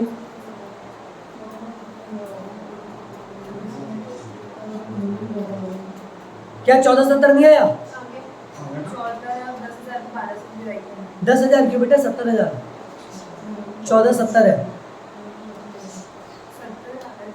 जल्दी ये निकाल। 1,20,000 सॉरी 1,25,500 22,000। 22,500। एक बार बताना पहले क्या? मटेरियल कंजम्पशन आएगा, वेजेस आ जाएगा, एडमिनिस्ट्रेटिव एक्सपेंसेस आ जाएगा, फिर अपना कॉस्ट कैश मैन्युफैक्चरिंग एक्सपेंस आ जाएगा और टैक्सेशन आ जाएगा। कैश मैन्युफैक्चरिंग एक्सपेंसेस और क्या है? टैक्सेशन 4.5 लाख और 1 लाख। 4.5 लाख 360 480, 480 120 और 120 और 60। नॉर्मल था यार, नॉर्मल कैलकुलेशन थी। ये आपके सारे एसेट्स हो गए, तो करंट एसेट खत्म। अब आ जाओ करंट लायबिलिटी पे। एक लाइन छोड़ के नीचे लिखो करंट लायबिलिटीज। लिखो करंट लायबिलिटीज। सर मेरी बात ध्यान से सुनो, जिसको थोड़ी बहुत भी दिक्कत आ रही है, आप लोगों के लिए भी रिकॉर्ड हो रहा है चीज़, सारी चीज़ें रिकॉर्ड हो रही है। तो आपको कभी भी शाम को दिक्कत हो, अब क्या पढ़ना है ऐसा लगे ना आप नहीं पढ़ पा रहे, 1.5 की स्पीड में बैठ के सारे क्वेश्चन रिवाइज कर लेना। आप लोगों से बेटर रिवीजन कोई और नहीं ले सकता, क्योंकि आप ही लोगों के लिए क्लास चल रही है और आप ही लोग रिकॉर्ड करोगे। ठीक है, सारे प्रैक्टिकल हो जाएंगे और अगले 1 घंटे में मैं आप लोगों को कल वाली जो थ्योरी अपन ने करी है कर ली। इसके अलावा कुछ और क्वेश्चन भी मत करना, 3 ही क्वेश्चन है और लग जाएंगे पूरे। कन्फ्यूजन होगा, इससे बेटर कुछ नहीं है। करंट लायबिलिटी लिखो। और मैं तो बोलता हूँ अगर ये क्वेश्चन भी पूरा नहीं आया तो डेटर्स निकालना तो आगे थे, प्रीपेड निकालना आ गया था, अभी स्टॉक निकालना आ गया। तो जितनी चीज़ आ जाए उतनी तो कर लेना। मैंने हमेशा कहा था आधा प्रैक्टिकल एक पूरे थ्योरी से बेटर है। देखो करंट लायबिलिटी, टैक्स पे करना लायबिलिटी होती है। टैक्स पे करना इज लायबिलिटी, एडवांस टैक्स पे करना इज एसेट। एडवांस मतलब मैंने टैक्स एडवांस में पे कर रखा है, ये मेरा एसेट है और tax liability is my liability. अब देखो करंट लायबिलिटीज, सबसे पहले आपको दिख रहा है मटेरियल हमने खरीदा था, तो क्रेडिटर होंगे 4,50,000 इंटू 1/12 कितना आ रहा है? 37,500। फिर नीचे देखो वेजेस दे रखी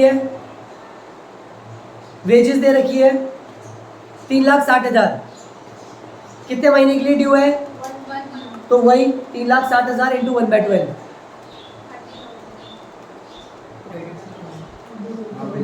फिर डेटिवेंस तो डेली रखना है। फिर पागल हो गया आपको? मैं वो नहीं दे रखा मटेरियल क्या घर में से उगाएंगे? खरीद के नहीं लाओगे?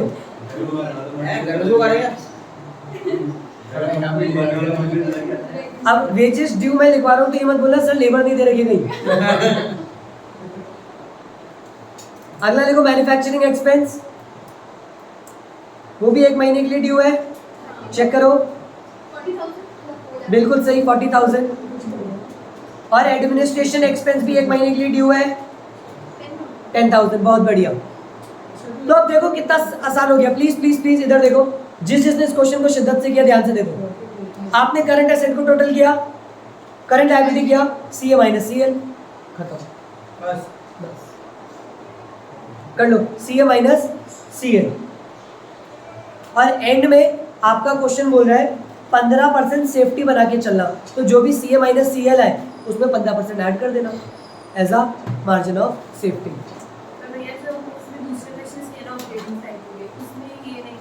क्या किया हुआ है हाँ सारे क्वेश्चन जितने भी सॉल्व सारे जिसमें कॉस्ट ऑफ प्रोडक्शन जो होता है उसमें सिर्फ मटेरियल कंज्यूम आता है और मटेरियल कंज्यूम डालते हैं मैन्युफैक्चरिंग और वेजेस आता है। तो एडमिनिस्ट्रेशन आप इंक्लूड कर सकते हो। एडमिनिस्ट्रेशन तो लास्ट में टोटल कॉस्ट में इंक्लूड करते हैं। नहीं तो टोटल कॉस्ट अगर आप इंक्लूड कर सकते हो। मेरी बात याद रखो, ऑपरेटिंग साइकिल में आप क्या क्या लेके चलते हो पहले मुझे बताओ। सबसे पहले M plus W plus F ये लेते हो, तो यहाँ पर एडमिनिस्ट्रेशन का कोई काम ही नहीं है, तो यहाँ पे आप नहीं लोगे, टोटल कॉस्ट में लिया जाता है। हाँ बस सिंपल है। और यहाँ क्यों लिया है? क्योंकि यहाँ पे मैं करंट असेट निकाल रहा हूँ, समझे फर्क समझो। वहाँ पे मैं NWF ले रहा हूँ ऑपरेटिंग साइकिल, यहाँ पे मैं करंट असेट ले रहा हूँ, समझे डिफरेंस समझो। आज फॉर एग्जांपल अगर मैं अपने रूम की बात करूँ, दो चीज़ें, मैं डेली बेसिस पे बात करूँ ऑपरेटिंग साइकिल जैसे, तो मैं संडे को इंक्लूड नहीं करूँगा पढ़ाने में, आया ना। लेकिन मैं बोलता हूँ महीने का यहाँ का रेंट तो संडे पे इंक्लूड हो जाएगा, ठीक है परफेक्ट।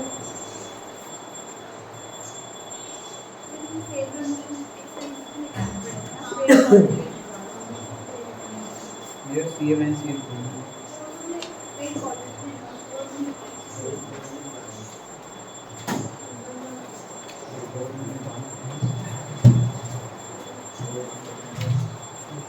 करें आगे थ्योरी।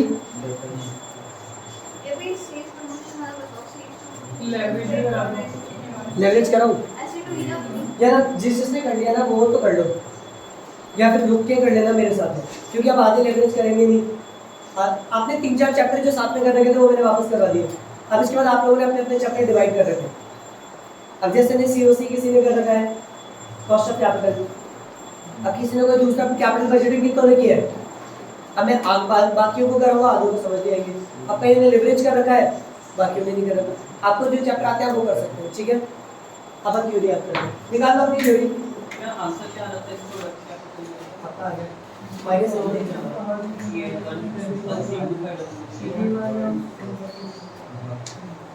कितना answer.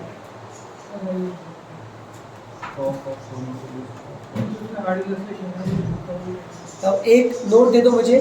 Now we start with निकाल लिया होगा ना आपने। आपका लायबिलिटी का टोटल कितना आ रहा है? 1,17,500। लायबिलिटी का टोटल 1,17,500। हाँ भैया। और नेट वर्किंग कितनी आनी है? 3875 लायबिलिटी का टोटल क्या है? तो गलत है। 1,17,500 आ रहा है। हां मेरा नेक्स्ट यार डिवाइडेड बाय 2 कर रहे हो, 6 महीने को उधार दे देगा। क्वेश्चन सर ऐसे ये आ आज लायबिलिटी होता है ना, अगर असेट को मटेरियल कंज्यूम 1 मंथ क्रेडिट, और आप 6 महीने को उधार दे रहे हो। 17,500 अरे ये डिवाइडेड बाय 2 ही 12 होगा। भैया नेट वर्किंग कितना आ रहा है? इसको सही करो, टोटल करो, आ जाएगा। नेट वर्किंग है आपको कितना आ रहा है? 3875 है ना, उसमें मार्जिन ऑफ सेफ्टी ऐड कर दो।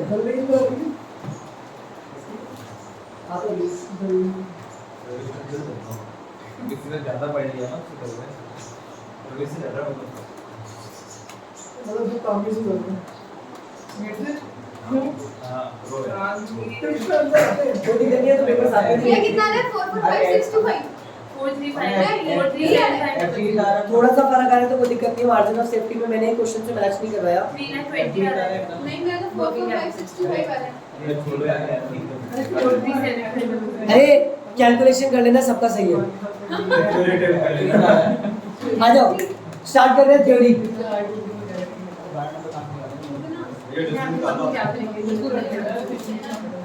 मेरे दोस्त हैं रेडी इसके लिए? मैं रेडी हूँ। मेरा काम तुम्हें पढ़ाना थोड़ी याद कराना। मुझे नोट्स की कॉपी दे दो और अपने अपने नोट्स एक बार चालू कर लो, मतलब ऐसे लेगा। अपन आधे घंटे में थ्योरी को रिवाइज करेंगे और फिर आधा घंटा गेम खेलेंगे, खतरनाक होता है भैया। सितोलिया खेलेंगे नहीं, इस बार गेम चेंज है। एक चार में टोटल 4 डस्टर मारूंगा, 2 में, और जो आंसर करेगा वो मारेगा, जो आंसर नहीं करा। जैसे आर्या ने आंसर करा, प्रवेश ने नहीं करा, तो 2 तो मैं मारूंगा और 2 हटो भैया, इसको जाने दो।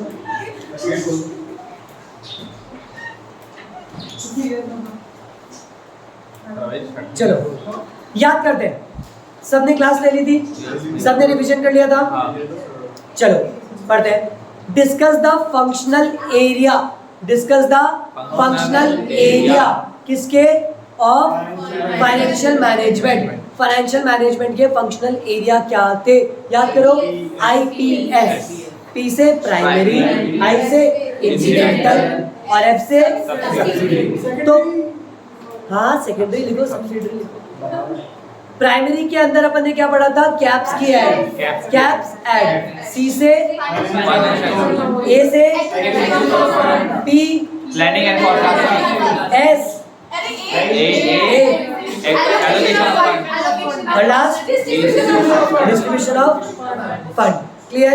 सेकेंडरी फंक्शन क्या था? पीसी लो, पीसी लो या ले? पीसी ले। प्यार से बात नहीं करेंगे। सी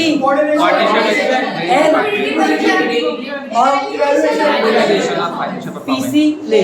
रुको ना, कैप की ऐड हो गई, पीसी ले लिया। अब पी से proper custody of valuable A से acquisition of pensions and welfare, I initial R और एस सेटिंग ऑफ खत्म। पहला क्वेश्चन फिनिश। याद था? मैं अगेन याद दिला देता हूँ। फंक्शनल एरिया हमने 3 तरीके से पढ़े थे। IPS, एक बार मुझे बोला दो ताकि बाकी लोगों को भी याद हो। IPS, इंसिडेंटल, प्राइमरी, सब्सिडरी और सेकेंडरी। ठीक है, आप सब्सिडरी भी लिख सकते हो और सेकेंडरी भी लिख सकते हो। प्राइमरी फंक्शन थे कैप ऐड, सेकेंडरी फंक्शन थे पीसी ले, और इंसिडेंटल थे हमारे पेयर्स। फिर अपन ने पढ़े थे फाइनेंशियल प्लानिंग के एडवांटेजेस क्या थे। याद करो, ओला उसने तभी सारे के सारे खरीदे थे जब प्राइस फॉल हुई थी। तो कार फॉल कौन सी थी? CARFALL। सी से coordination with various business, coordinating various business function. A से avoiding business jobs and surprises, R से रिड्यूस वेस्टेज, क्या कोऑर्डिनेशन है तुम्हारा? फॉल। एफ से ए से एक्चुअल परफॉर्मेंस, 2 एल थे, लिंक। फ्यूचर और इन्वेस्टिंग एंड फाइनेंसिंग। अब मैं बोलता हूँ एक बार, कार फॉल। सी से coordinating various business activities, A से avoiding business shocks and surprises, R से reduce wasteful activities and duplication of work, focusing what may happen in future. A से evaluation of actual performance, A से हो गया था actual. और link, 2 चीज का लिंक होता है, past and present and future, और हो जाता है थर्ड इन्वेस्टिंग एंड फाइनेंसिंग। आसानी से 10 नंबर का क्वेश्चन आता है तो आप लोग कर सकते हो। चलो बताओ, कल की पढ़ाई काम आ रही है ना? चलो, उसके बाद अपन ने पढ़े थे इसके अप्रोचेस। कितनी थी? 3। FDI, फाइनेंशियल, डिविडेंड और इन्वेस्टमेंट, डी से डिविडेंड और आई से इन्वेस्टमेंट। इन्वेस्टमेंट कितने होते हैं? 2 शॉर्ट टर्म मतलब साल भर के अंदर, और लॉन्ग टर्म मतलब साल की उम्र। लॉन्ग टर्म को क्या इंपॉर्टेंट बोला जाता है? क्यों? रिस्क ज्यादा, फंड ज्यादा, पैसा ज्यादा, और ऑर्गेनिक प्रॉफिटेबिलिटी उसको डिपेंड होती है, इरिवर्सिबल और प्रॉफिट ऑर्गेनाइजेशन पे डिपेंड होता है। ऑर्गेनाइजेशन का प्रॉफिट इस पे डिपेंड करता है। अब मैं बोलूं एक बार ताकि लोग भी सुन ले। Huge fund, irreversible, profitability of organisation depend on this decision और इरिवर्सिबल। बात समझ में आ गई? और अपन ने डिविडेंड डिसीजन पढ़े थे, GFTC सैंपल, जिनमें से मुझे पता है आप लोगों ने कौन कौन से याद किए? Growth, taxation policies, cash flow position, dividend, stability of earning, stability of dividend, cash flow, access to capital market, contact और with share holder, share holder से पूछ लो ना, शेयर होल्डर। ठीक है, स्टेबिलिटी ऑफ डिविडेंड। सेबी याद है क्या? सेबी Yes, भैया। कौन था? SEBI SEBI stock exchange board of India SEBI जैसे बैंकों को संभालने वाला आरबीआई, वैसे स्टॉक एक्सचेंज को संभालने वाला सेबी। सेबी की full form stock exchange board of India. कितने काम करता था? DRP। टी से डेवलपिंग आर से रेगुलेटरी और टी से प्रोटेक्टिव। प्रोटेक्टिव में भी कितने काम करता था? 4। कौन कौन से? कुछ गलत नहीं करने देंगे, प्रोहिबिटिंग अनफेयर ट्रेड प्रैक्टिस, अच्छे काम को प्रमोट करेंगे, इनसाइडर ट्रेडिंग को, और डेवलपिंग मतलब डेवलप करेंगे, ट्रेनिंग देंगे, एजुकेशन देंगे, और डेवलपमेंट और रिसर्च एंड डेवलपमेंट करेंगे। बोलो बात समझ में आई? प्रोटेक्शन याद करो,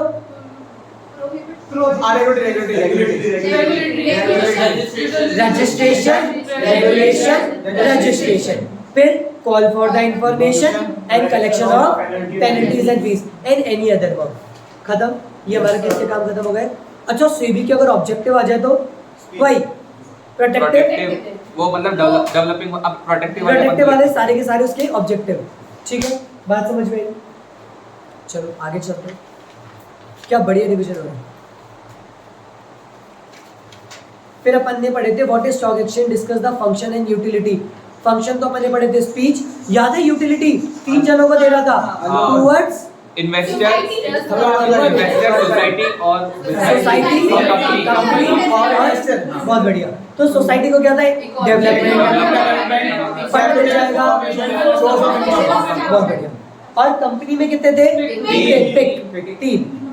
पी से price fluctuation, increase goodwill, confidence confidence बन जाएगा। इन्वेस्टर के कितने थे? गर्ल। देखो क्या क्या होगा? गाइडेंस, सेफ्टी, रिस्क और लिक्विडिटी। अभी तो मजा आ रहा है। अच्छा, सिग्निफिकेंस क्या थे? याद करो, कैसे याद किए थे? सोफा, अब आराम से बैठे और पीसी पे काम कर रहे हैं। Sofa, PC, determination of optimization of focus on decision making। सारे याद कर लीजिए। हाँ सोफा, पीसी। अच्छा मुझे बताओ, इधर देखो। अब है ना, उसके थे लिमिटेशन, तो ऐसे याद करे थे अपन ने। धंधा स्टार्ट किया था उसने कैप्स का, फिर पीसी भी लाया था, फिर पेड़ भी बेचता था, सोफे पे पर अकेला था, अलोन, ALON। कैसा था? Alone, home alone. Accounting records, lack of objectivity, no alternative और एक्सपेंसिव। अरे भाई खत्म। खत्म। अब नहीं, अभी नहीं। मैंने एक क्वेश्चन कल और कराया था। वो वर्किंग कैपिटल वाला कौन सा? हो गया अब इधर देखो, मैंने आपको एक अलग से वीडियो प्रोवाइड करवाया था जिसमें अपन ने पढ़ा था वर्किंग कैपिटल। तो मान के चलो, अगर वर्किंग कैपिटल का क्वेश्चन नहीं आता तो थ्योरी आएगी और उसको प्रेजेंटेशन में हमारे को 20 में से 20 मार्क्स मिल सकते हैं। तो वो क्या था? देखो, वर्किंग कैपिटल मतलब छोटा मोटा पैसा, और एसपी ने इग्नोर करा था। देखो, वर्किंग कैपिटल मतलब छोटा मोटा, और एसपी भी छोटे मोटे लोगों को इग्नोर। तो SP ignore SC, SP ignore SC, ऐसे सीजनल फैक्टर, अगर सीजन है तो ज्यादा फंड, और सीजन नहीं है तो कम फंड। पी से प्रोडक्शन साइकिल, अगर प्रोडक्शन साइकिल छोटी सी है तो कम तो पैसा। कम, प्रोडक्शन साइकिल बड़ी है, आई से Inflation। महंगाई ज्यादा है, तो पैसा और महंगाई कम है तो जी से ग्रोथ ज्यादा तो, और ग्रोथ कम तो ओ से ऑपरेटिंग एफिशिएंसी। अरे आठ से रह गया, 8 से रह गया। कश्मीर चले थे, Raw material। Availability of raw material. अगर अवेलेबिलिटी ऑफ रॉ मटेरियल नहीं है मतलब तो ज्यादा वर्किंग कैपिटल, और इजीली अवेलेबल है तो कम। फिर अपन ने पढ़ा था नेचर ऑफ बिजनेस। लग्जरी होता है, लग्जरी में हो तो ज्यादा, और लग्जरी में नहीं है तो कम। सिंपल सी बात सोचो ना, एक ज्वेलरी की शॉप होगी, वो छोटी सी भी होगी तो भी उसको वर्किंग कैपिटल राजी होगा। अब बड़े से बड़े किराने की शॉप होगी तो उसको वर्किंग कैपिटल करनी चाहिए। ठीक है, size of the business, size of the business, small और लार्ज। अब एक ठेले वाला सब्जी लेके और एक रिलायंस फ्रेश, दोनों सब्जियां ही बेच रहे हैं, पर रिलायंस फ्रेश को ज़्यादा ज़्यादा चाहिए क्योंकि उसकी साइज बड़ी बड़ी है। है। बात समझ में आया? और क्रेडिट अवेल और क्रेडिट अलाउ क्रेडिट अवेल और क्रेडिट उधार से माफी तो वर्किंग कैपिटल कम। चल देना खाते में लिख ले तो वर्किंग कैपिटल कम। अपन उधार ले रहे ऐसे हैं ले रहे हैं हाँ तो वर्किंग कैपिटल कम, और उधार दे ही नहीं रहे उधार तो दे रहे working capital कम। मैं उधार दे रहा हूँ तो वर्किंग कैपिटल ज्यादा, मुझे उधार नहीं मिल रहा तो भी वर्किंग कैपिटल ज्यादा। आसान था। इसमें गवर्नमेंट कंट्रोल आएगा क्या? कैसे आएगा? गवर्नमेंट कंट्रोल है तो वर्किंग कैपिटल का क्या काम? हफ्ता लेना है कि गवर्नमेंट सोचो टैक्सेबल है ना सच हाँ टैक्स का आ जाएगा उसमें गवर्नमेंट बताओ। पता चल पता नहीं, गवर्नमेंट कंट्रोल से वर्किंग कैपिटल पे कैसे इम्पैक्ट पड़ेगा? मान ले क्वेश्चन आया ही अरे हर्षित गवर्नमेंट ने कोई रूल्स एंड रेगुलेशन निकाल दी तो अपना प्रॉफिट लॉस कम हो जाएगा तो सबके लिए होगा ना फिर तो। एक वो पॉइंट हो सकता कैसे होगा? आप तो फिर कोई सा भी पॉइंट लेके रहे हो, वेस्टेज निकाल लो, वेस्टेज ज्यादा होगा तो वर्किंग कैपिटल ज्यादा। समझ रहे हो? गवर्नमेंट से अलग से पॉइंट नहीं बनना। गवर्नमेंट कंट्रोल आपकी वर्किंग कैपिटल को नहीं छेड़ो। बात समझ में आई? छिड़वाऊं? आप बोले तो एंटर करवा देंगे। ठीक है, 10 कम पड़ रहे थे क्या पॉइंट? GFTC सैंपल क्लियर है?